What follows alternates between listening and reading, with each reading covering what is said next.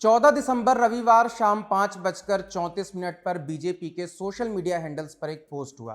Post में लिखा था कि नितिन नवीन पटना के बांकीपुर से विधायक एवं मंत्री बिहार सरकार को तत्काल प्रभाव से भाजपा का कार्यकारी अध्यक्ष नियुक्त किया जाता है। इस पत्र के जारी होने के बाद राजनीतिक पंडितों के सारे कयास धरे के धरे रह गए। भाजपा एक बार फिर से अनप्रेडिक्टेबल साबित हुई। खुद नितिन नवीन और बिहार की स्टेट लीडरशिप भी इस बात से बिल्कुल अनभिज्ञ थी कि भाजपा का अगला कार्यकारी अध्यक्ष बिहार से होने जा रहा है। हालांकि राष्ट्रीय राजनीति में नितिन नवीन की एंट्री बतौर कार्यकारी अध्यक्ष हुई है, लेकिन यही ट्रेंड भी फॉलो होता आ रहा है। कुछ समय तक जेपी नड्डा के साथ काम करने के बाद वो राष्ट्रीय अध्यक्ष बनाए जा सकते हैं। नितिन नवीन राष्ट्रीय राजनीति में संगठन के कई बड़े चेहरों पर भारी पड़े हैं, तो सवाल यही उठ रहे हैं कि क्या नितिन नवीन को बस एक रोबोट की तरह कुर्सी पर बैठा दिया गया है या उन्होंने साइलेंटली पार्टी को मजबूत करने में अपना योगदान दिया है। क्या नितिन नवीन के जरिए भाजपा ने बड़े समीकरणों को भी साधा है? कौन है नितिन नवीन? क्यों नितिन नवीन इस पद के लिए परफेक्ट चॉइस के रूप में उभर कर सामने आए और कैसे भाजपा को आने वाले वक्त में इसका फायदा भी हो सकता है? आज इन्हीं सब पर बात करेंगे। नमस्कार, मेरा नाम है ऋषिकेश और आप देख रहे हैं खबरगांव। भाजपा के राष्ट्रीय कार्यकारी अध्यक्ष नितिन नवीन मौजूदा समय में पटना जिले के बांकीपुर से 5वीं बार विधायक, बिहार सरकार में पथ निर्माण मंत्री एवं छत्तीसगढ़ के चुनाव प्रभारी भी हैं। इनका जन्म 23 मई 1980 को हुआ था। इनके पिता नवीन किशोर प्रसाद सिन्हा बिहार भाजपा के एक बड़े नेता थे। जेपी आंदोलन के समय से ही वो मुख्यमंत्री नीतीश कुमार के अच्छे मित्र भी थे। 1990 में नवीन किशोर सिन्हा ने पटना पश्चिमी सीट से निर्दलीय चुनाव लड़े और हार गए। इसके बाद उन्होंने भाजपा के टिकट पर 1995, 2000, फरवरी और अक्टूबर 2005 यानी कि 4 चुनाव लगातार जीते। उन्होंने इस सीट को भाजपा का अभेद्य किला बना दिया था। 2 जनवरी 2006 को दिल्ली में हार्ट अटैक से उनकी मृत्यु हो गई। कांग्रेस ने इस मामले को बड़ा मुद्दा बनाते हुए सीबीआई जांच की भी मांग की थी। कई भाजपा विधायकों ने भी आरोप लगाए थे कि पार्टी के अंदरूनी झगड़ों के कारण उनकी मौत हो गई थी। तब कांग्रेस के मुख्य प्रवक्ता प्रेमचंद्र मिश्र ने तत्कालीन राज्यपाल आरएस गवई से मिलकर सीबीआई जांच की मांग की थी और कहा था कि 4 बार लगातार विधायक बनने के बावजूद उन्हें मंत्री पद नहीं दिया गया। खैर, उनकी मौत के बाद इस सीट पर उपचुनाव हुए। 26 साल की उम्र में उनके बेटे नितिन नवीन को टिकट दिया गया। सहानुभूति वोट उनके साथ गई और लगभग 60,000 के अंतर से उन्होंने कांग्रेस उम्मीदवार राणा अजय सिंह को हराया। यहां से नितिन नवीन का एक ऐसा राजनीतिक सफर शुरू हुआ जिसने उन्हें अजय बना दिया। नितिन नवीन ने इसके बाद 2010, 2015, 2020 और 2025 के विधानसभा चुनाव में भी बड़े अंतर से जीत दर्ज की। 2015 के विधानसभा चुनाव में जब एनडीए घुटनों के बल आ गई थी, तब भी नितिन नवीन की जीत का अंतर लगभग 40,000 था। 2025 के विधानसभा चुनाव में यह अंतर 52,000 का रहा। मतलब कि बांकीपुर सीट पर कौन जीतेगा की चर्चा नहीं होती, यहाँ चर्चा इस बात की रहती है कि जीत का अंतर कितना बड़ा होगा। उन्होंने बिहार सरकार में ministry of road and construction, शहरी विकास एवं कानून मंत्रालय जैसे महत्वपूर्ण पोर्टफोलियोज भी संभाले हैं, मगर उससे भी महत्वपूर्ण वो है जिसमें उन्हें संगठन की जिम्मेदारी मिली। नितिन नवीन ने बीजेपी की यूथ विंग बीजेवाईएम यानी कि भारतीय जनता युवा मोर्चा के राष्ट्रीय महासचिव और स्टेट प्रेसिडेंट की भी जिम्मेदारी संभाली है। 2012-13 में अनुराग ठाकुर बीजेवाईएम के अध्यक्ष थे। तब उनके नेतृत्व में काम करने वाले 3 चेहरे बड़ी भूमिका में हैं। गोवा के मुख्यमंत्री प्रमोद सावंत, गुजरात के उप मुख्यमंत्री और गृह मंत्री हर्ष सांघवी और अब नितिन नवीन पार्टी के नेशनल वर्किंग प्रेसिडेंट बने हैं। नितिन नवीन 2010 से ही प्रधानमंत्री नरेंद्र मोदी के फेवरेट हैं। 2010 विधानसभा चुनाव से पहले उन्होंने कुछ ऐसा कर दिया था जिसकी वजह से एनडीए में जदयू और भाजपा के बीच दूरियां काफी बढ़ गई थी, जो कि सार्वजनिक तौर पर दोनों पार्टी के नेताओं के बयानबाजी में भी दिखी थी। अगस्त 2008 में कोसी ने भयानक तबाही मचाई थी। इस प्रलयंकारी बाढ़ ने लगभग 23 लाख लोगों को इंपैक्ट किया था। इस बाढ़ में 434 लोगों की डेड बॉडी निकाली गई थी। इससे भी बड़ी संख्या में लोग लापता हुए थे जिन्हें ढूंढा नहीं जा सका था। तब केंद्र सहित अलग अलग राज्यों ने बिहार की मदद की थी। इनमें से एक राज्य गुजरात भी था। नरेंद्र मोदी ने बतौर गुजरात के मुख्यमंत्री बिहार सरकार को 5 करोड़ रुपए की मदद भेजी थी। इसके 2 साल बाद 12 और 13 जून 2010 को पटना में भाजपा की नेशनल एग्जीक्यूटिव मीटिंग होनी थी। उससे एक दिन पहले अखबारों में नरेंद्र मोदी और नीतीश कुमार की तस्वीर के साथ एक विज्ञापन छपा, जिसमें लिखा था, सदियों से लेकर आज तक बिहार और गुजरात के बीच गहरे संबंध रहे हैं। मुश्किल के समय में गुजरात हमेशा बिहार के साथ खड़ा रहा है। साल 2008 में कोसी नदी की बाढ़ आपदा के दौरान नरेंद्र मोदी के नेतृत्व में गुजरात ने बिहार को सबसे अच्छी मदद की। हम जैसे कई लोग जो बेहतर उम्मीद के साथ अपना जन्म स्थान छोड़कर आए हैं, उनके लिए गुजरात दूसरे घर जैसा है। यहाँ हमें आत्मसम्मान, शांति और समान अवसर मिले हैं। हो सकता है हमारा धर्म अलग हो, हमारी आस्था अलग हो, लेकिन गुजरात में हम सब एक ही आकाश के नीचे शांतिपूर्वक और खुशी से रहते हैं। पिछले 10 सालों में मुख्यमंत्री नरेंद्र मोदी के मजबूत नेतृत्व में गुजरात ने विकास की नई ऊंचाइयां छुई हैं। यही हमारे विकास का कारण है। आज विकास और रोजगार के मामले में गुजरात एक रोल मॉडल बनकर उभरा है। गुजरात में बसे हम बिहार के लोग नरेंद्र मोदी के कार्यों के लिए उनका धन्यवाद करते हैं और उम्मीद करते हैं कि बिहार में भी वैसा ही जादू हो। नीतीश कुमार को यह विज्ञापन पसंद नहीं आया। उन्होंने नरेंद्र मोदी और भाजपा के एग्जीक्यूटिव मेंबर्स के साथ अपना डिनर कैंसिल करते हुए कहा कि गुजरात सरकार को यह रकम सूद समेत वापस लौटा दिया जाएगा। नीतीश कुमार नहीं चाहते थे कि सार्वजनिक रूप से उनकी तस्वीर नरेंद्र मोदी के साथ दिखे। वो अपने मुस्लिम वोट बैंक को लेकर खासे चिंतित हुए।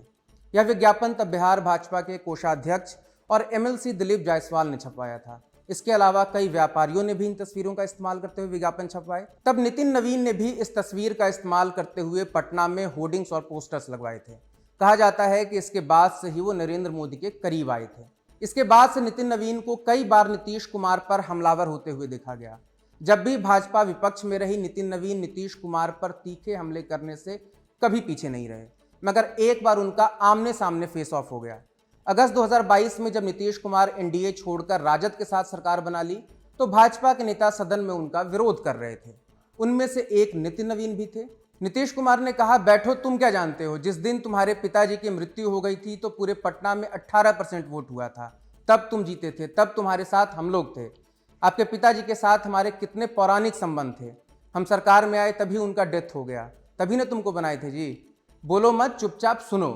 नीतीश कुमार ने जब नितिन नवीन को डांटा तो वो विनम्रता से हाथ जोड़कर बैठ गए। हालांकि नीतीश कुमार ने यह भी कहा कि मेरे खिलाफ कुछ बोलोगे तभी केंद्र वाला आगे बढ़ावेगा, नहीं बोलोगे तो नहीं बढ़ावेगा, इसलिए बोलो जरूर। आप खुद इस वीडियो को देखिए। एक बटन और बैठिए ना भाई, काहे के लिए कर रहे हैं? और आज सुनो ना, बैठो ना, तुम क्या जानते हो, बैठो। अरे जिस दिन पिताजी की मृत्यु हो गई और उस दिन पूरे पटना में मात्र 18% वोट हुआ था और तब आप जीते थे, हम लोग आपके लिए काम कर रहे थे। और आपके पिताजी के साथ मेरा क्या संबंध पौराणिक है, और उनका डेथ हो गया, तुरंत हम लोग सरकार में आए और उसके बाद आप ही को जब बनाया गया, बोलो मत, चुपचाप सुनो।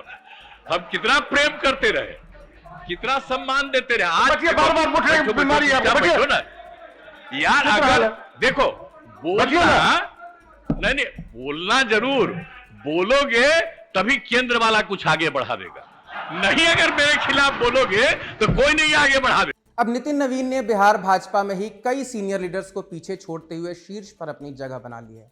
नितिन नवीन की गिनती पार्टी के युवा चेहरों में होती है। उनसे ऊपर बिहार भाजपा के भीतर ही कई सीनियर लीडर्स थे। कल शाम में जब बतौर कार्यकारी अध्यक्ष उनके नाम की घोषणा हुई, उससे 2-3 घंटे पहले नितिन नवीन के विधानसभा क्षेत्र में कार्यकर्ता सम्मान समारोह आयोजित किया गया था। वहां मौजूद अतिथियों में नितिन नवीन की वरीयता 7वें नंबर की थी। उस समारोह में पार्टी के प्रदेश अध्यक्ष दिलीप जायसवाल, हालांकि जब हम आपको ये खबर बता रहे हैं तब तक संजय सरावगी प्रदेश अध्यक्ष बन चुके हैं और अब दिलीप जायसवाल को आप पूर्व प्रदेश अध्यक्ष समझ सकते हैं। तो उस समारोह में दिलीप जायसवाल, डिप्टी सीएम सम्राट चौधरी और विजय सिन्हा, रविशंकर प्रसाद, विवेक ठाकुर और पूर्व विधानसभा अध्यक्ष नंदकिशोर यादव भी मौजूद थे। 2 घंटे पहले पद की वरिष्ठता में वो 7वें नंबर पर थे, लेकिन शाम तक वो सबसे ऊपर आ चुके थे। ये नितिन नवीन सहित उन सभी लोगों के लिए शॉकिंग रहा होगा जो उनके साथ वहां मंच साझा कर रहे होंगे। मगर नितिन नवीन अपनी पार्टी के नेताओं से उम्र में जूनियर जरूर हैं, लेकिन उनका एक प्रूवन ट्रैक रिकॉर्ड है जिसकी वजह से आला कमान ने उन पर भरोसा जताया। बिहार भाजपा में उनकी भूमिका बहुत ज्यादा नहीं दिखती हो, लेकिन छत्तीसगढ़ और सिक्किम में उनकी काफी लोकप्रियता है। 2023 में छत्तीसगढ़ में हुए विधानसभा चुनाव में भाजपा ने 90 में से 54 सीटों पर जीत दर्ज की थी। छत्तीसगढ़ भाजपा के एक बड़े नेता बताते हैं कि चुनाव की रणनीति बनाने में नितिन नवीन की सबसे बड़ी भूमिका थी। वो छत्तीसगढ़ के सह प्रभारी थे और मंडल स्तर तक कार्यकर्ताओं से संपर्क बनाया। इस कनेक्ट की वजह से वो अच्छे उम्मीदवार का चुनाव कर पाए। चुनाव से पहले 1.5 साल तक उन्होंने छत्तीसगढ़ को बिहार से ज्यादा वक्त दिया। जुलाई 2024 में जब चुनाव प्रभारी ओम माथुर को राज्यपाल बनाया गया तो नितिन नवीन सह प्रभारी से प्रभारी बन गए। 2019 में नितिन नवीन ने सिक्किम के चुनाव में संगठन प्रभारी और चुनाव प्रभारी की भूमिका निभाई थी। सिक्किम में लोकसभा और विधानसभा चुनाव एक साथ हो रहे थे। भाजपा इस चुनाव में एक भी सीट नहीं जीत पाई थी, मगर चुनाव के सिर्फ 3 महीने बाद मुख्य विपक्षी दल सिक्किम डेमोक्रेटिक फ्रंट के 10 विधायकों ने भाजपा ज्वाइन कर लिया। इस तरह सिक्किम में कोई विपक्षी नहीं बचा, क्योंकि केंद्र में सत्ताधारी दल सिक्किम क्रांतिकारी मोर्चा एनडीए को सपोर्ट करती है, भले ही राज्य में वो साथ नहीं लड़ते हों। इसके बाद जब अक्टूबर में 3 सीटों पर उपचुनाव हुए तो भाजपा और सिक्किम क्रांतिकारी मोर्चा साथ लड़ी। बतौर चुनाव प्रभारी नितिन नवीन के कार्यकाल में भाजपा ने सिक्किम में पहली बार 2 विधायक जीते थे, जो पार्टी के लिए एक बड़ी सफलता थी। भाजपा ने गंगटोक और मार्तम रूमटेक सीट पर जीत दर्ज की। वहीं पोकलोक कामरांग सीट पर मुख्यमंत्री प्रेम सिंह तमांग को जीत मिली, जहां भाजपा ने उन्हें सपोर्ट किया था। प्रेम सिंह तमांग को इसलिए चुनाव लड़ना पड़ा क्योंकि मुख्य चुनाव में वो नहीं लड़े थे और मुख्यमंत्री बने रहने के लिए उन्हें किसी सीट से विधायक बनना ही था।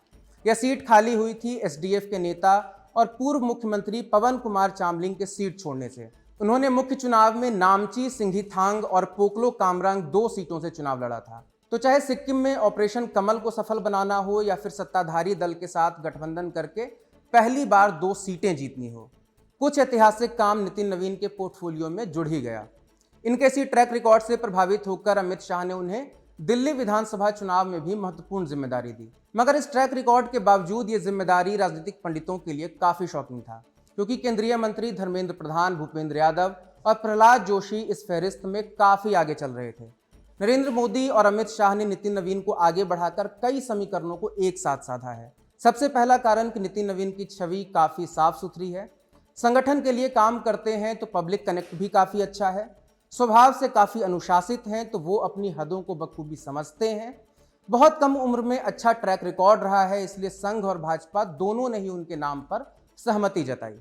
कहा यह भी जाता है कि बिहार विधानसभा चुनाव में जंगल राज के नैरेटिव को फ्रंट पर रखने का प्लान उन्हीं का था और उनकी सलाह पर ही नरेंद्र मोदी और अमित शाह हर मंच से लोगों को लालू राबड़ी शासनकाल की याद दिलाई। चुनावी नतीजे बताते हैं कि यह कैंपेन काफी सफल भी रहा। भाजपा पर अक्सर यह टिप्पणी की जाती है कि पार्टी में गुजरात का डोमिनेंस ज्यादा है। भाजपा ने एक मैसेज ये भी देने की कोशिश की कि उनकी पार्टी बिहार के कार्यकर्ताओं को भी टॉप पोजीशन दे सकती है। भाजपा के प्लान में कहीं न कहीं यह भी होगा कि आगामी लोकसभा और 2030 बिहार विधानसभा चुनाव तक नितिन नवीन इस पद पर बने रहें। इसका एक कनेक्शन पश्चिम बंगाल से भी हो सकता है। नितिन नवीन जाति से कायस्थ हैं। पश्चिम बंगाल में कायस्थ की संख्या बाकी राज्यों से ज्यादा है।